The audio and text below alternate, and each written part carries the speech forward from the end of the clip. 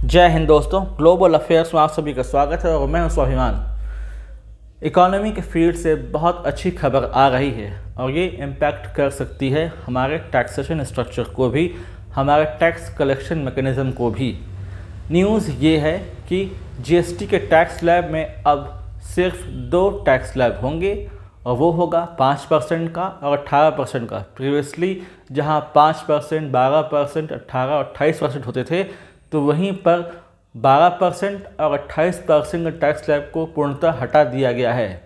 ये फैसला लिया गया इन जीएसटी काउंसिल मीटिंग, 56वीं जीएसटी काउंसिल मीटिंग ऑर्गेनाइज की गई under the chairmanship of Nirmala Sitharaman. GST council एक कॉन्स्टिट्यूशनल बॉडी होती है। इसमें यूनियन फाइनेंस मिनिस्टर इसके चेयरमैन होते हैं और स्टेट के फाइनेंस मिनिस्टर इसके मेंबर्स होते हैं। यूनियन का और स्टेट का अपना अपना शेयर होता है। तो एक आप कह सकते हैं कि फाइनेंशियल फेडरलिज्म का अच्छा खासा ये नमूना है, अच्छा खासा एग्जाम्पल है। अंडर आर्टिकल 279A इसे जगह दी गई है, तो इसे एक कॉन्स्टिट्यूशनल बैकिंग भी मिली हुई है। तो ये इसका अपना सिग्निफिकेंस है। इस न्यूज़ के बाद से बहुत सारी डेली एसेंशियल्स की चीज़ें अब सस्ती हो जाएंगी। इसमें स्पेंडिंग बढ़ेगी, जो लोगों पर बोझ पड़ रहा था इनडायरेक्ट टैक्स का वो कम हो जाएगा और अच्छा खासा इन्वायरमेंट आएगा इन्वेस्टमेंट का। इंडिया में इन्वेस्टमेंट बढ़ेगा, लोग ज़्यादा अट्रैक्ट होंगे यहाँ इन्वेस्टमेंट करने में, क्योंकि जो कॉम्प्लिकेटेड टैक्स स्लैब्स थे, बहुत ज़्यादा टैक्स स्लैब थे, वो अक्सर लोगों को हिचकिचाने में मजबूर करते हैं कि वो यहाँ इन्वेस्ट करें या न करें। क्योंकि जितना कॉम्प्लिकेटेड टैक्स स्लैब होगा, जितना कड़ा टैक्स स्लैब होगा, लोग हिचकेंगे इन्वेस्ट करने में, कोई दूसरा डेस्टिनेशन चुनेंगे। लेकिन यदि हमारे पास एक सिंपल टैक्स स्लैब रजीम होगा, लिमिटेड टैक्स स्लैब होगा, तो वहाँ पर लोग इंटरेस्ट दिखाएंगे और हमें फ़ायदा होगा। हाँ, ये बात सही है कि कंज्यूमर को फ़ायदा तो होगा, लेकिन एट सेम टाइम गवर्नमेंट को लॉस हो सकता है, गवर्नमेंट को झटका लग सकता है उसके रेवेन्यू कलेक्शन में शॉर्ट टर्म के लिए। तो यहाँ पर एक नया टैक्स स्लैब तो नहीं कहेंगे, लेकिन एक नया टैक्स इंट्रोड्यूस किया गया है 40% का। 40% में सुपर लग्जरी और सिन गुड्स को रखा गया है ताकि उनके कंजम्पशन को डिस्करेज किया जा सके। इसमें टोबैको प्रोडक्ट्स आते हैं, सुपर लग्जरी आइटम्स आते हैं, जो ड्रिंक्स आते हैं, कोल्ड ड्रिंक्स, उन्हें रखा गया है। जो लग्जरी कार्स होते हैं, लग्जरी आइटम्स होते हैं, जो केवल सुपर रिच लोग इसे कंज्यूम करते हैं, उन्हें 40% के टैक्स स्लैब में रखा गया है। दरअसल इसको लेकर बहुत ज़्यादा मांग समय से उठ रही थी कि टैक्स स्लैब को लेकर रिफॉर्म्स लेकर आइए, इसे कम करिए ताकि दिक्कत ना हो टैक्स फाइलिंग में भी। और टैक्स स्लैब जितने कम होंगे तो बहुत सारे डेली एसेंशियल्स की चीज़ें भी सस्ती हो जाएंगी और उन्हें यूज़ करना आसान होगा। बहुत सारे ऐसे आइटम्स थे जो इंसान रोज़ उसका उपभोग करता है, लेकिन वो या तो 12% में थे या 18% में थे। जैसे कि एग्ज़ाम्पल अगर हम दें, टूथपेस्ट 12% में रखा गया था, डेली हम इसका इस्तेमाल करते हैं। तो यदि ये 5% में आ जाता है तो सस्ता हो जाएगा और इसमें कंजम्पशन बढ़ेगा, लोगों की स्पेंडिंग ज़्यादा मजबूत होगी और लोग इनकरेज होंगे ज़्यादा स्पेंड करने के चक्कर में, इसलिए 5% में रखा गया।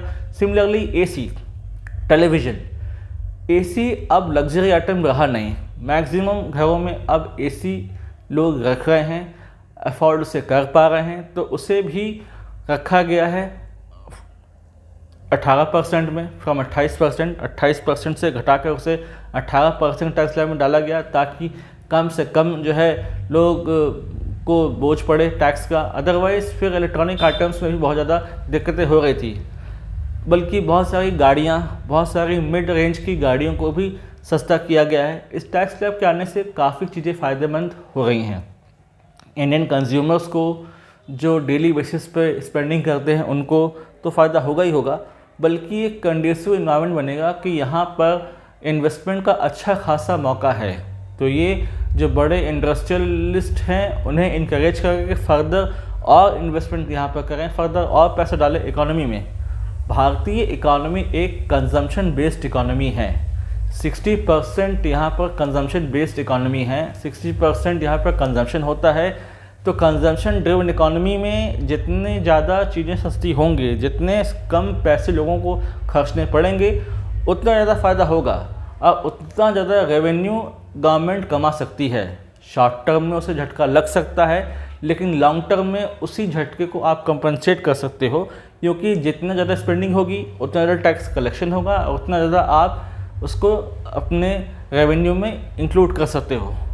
जैसा कि जीएसटी की हम बात करते हैं, तो जीएसटी में शेयर होता है स्टेट का और यूनियन का, तो ये पैसा फिर बटेगा, स्टेट को जाएगा, यूनियन को जाएगा, अपने हिसाब से उसे स्पेंड करेंगे। स्टेट्स के कुछ कंसर्न थे, कुछ स्टेट इसको लेकर कंसर्न थे कि क्या वाकई ये फैसले से उनके रेवेन्यू में कोई नुकसान तो नहीं होगा, उनके रेवेन्यू कम तो नहीं होगा, लेकिन जनहित को ध्यान में रखते हुए ये निर्णय लिया गया।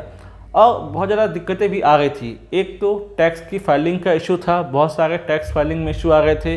दूसरा, बहुत सारे डिस्प्यूट्स थे विथ रिगार्ड टू जीएसटी, उसके कॉम्प्लिकेटेड इश्यूज बढ़ते जा रहे थे। बहुत सारे केसेस ट्रिब्यूनल्स में, कोर्ट्स में पेंडिंग थे, तो ये पेंडेंसी कम हो जाएगी और जो कॉम्प्लिकेशन है वो कम से कम हो जाएगा। तो ये बहुत बड़ा न्यूज़ है, बहुत बड़ी बात है, और इनकरेज करेगा बाकियों को भी कि ज़्यादा से ज़्यादा स्पेंड करें और इस टैक्स स्लैब के अंदर आएँ।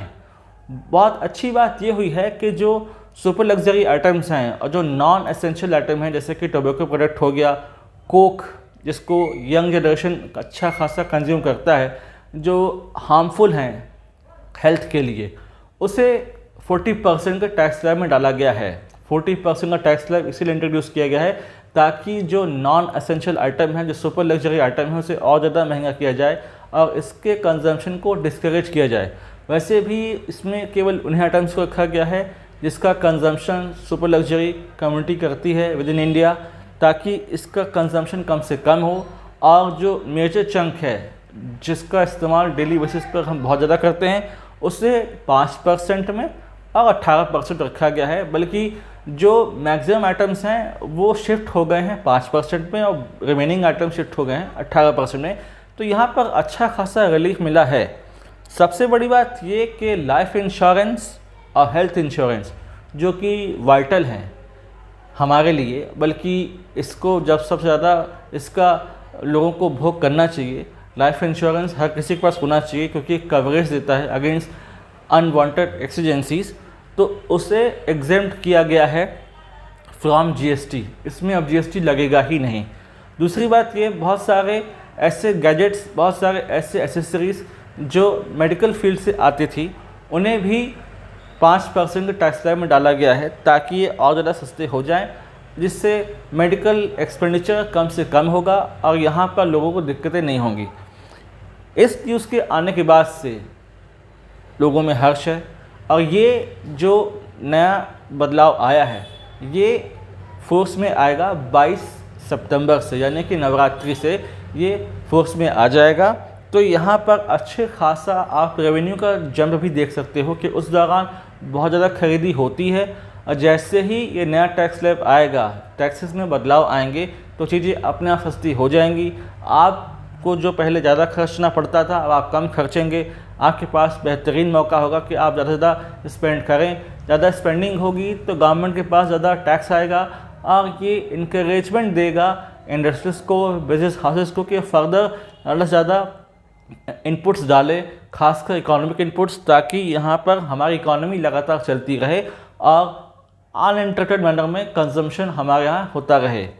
क्योंकि जितना ज़्यादा कंडक्टिव इन्वायरमेंट होगा इन्वेस्टमेंट के लिए, उतनी ज़्यादा इकोनॉमी हमारी स्ट्रांग होगी, हमारे इकोनॉमिक फंडामेंटल्स उतने ज़्यादा मजबूत होंगे और स्ट्रांग होंगे। और समय की मांग भी थी कि जीएसटी में बहुत कॉम्प्लिकेटेड टैक्स स्लैब नहीं होने चाहिए, इसमें गिरावट आनी चाहिए। और ऐसा लगने लगा था 1-2 महीने से, जो न्यूज़ आ रही थी, जो डिस्कशन हो रहे थे पॉलिटिकल फोरम में, इकोनॉमिक्स के फील्ड में जो चर्चाएं हो रही थी, उसे देख कर लगने भी लगा था कि अब धीरे धीरे वो समय आ गया है कि शायद गवर्नमेंट कम कर दे टैक्स स्लैब, उसको और कम कर दे और इजी कर दे, सिंप्लीफाई कर दे। और ऐसा ही हुआ। गवर्नमेंट ने फाइनली निर्णय लिया कि अब सिर्फ 2 टैक्स स्लैब होंगे, 5% का और 18% का, और 40% का अलग टैक्स स्लैब होगा जो कि केवल सिन गुड्स और सुपर लग्जरी आइटम्स पर लगाया जाएगा। तो इट्स अ गुड न्यूज़।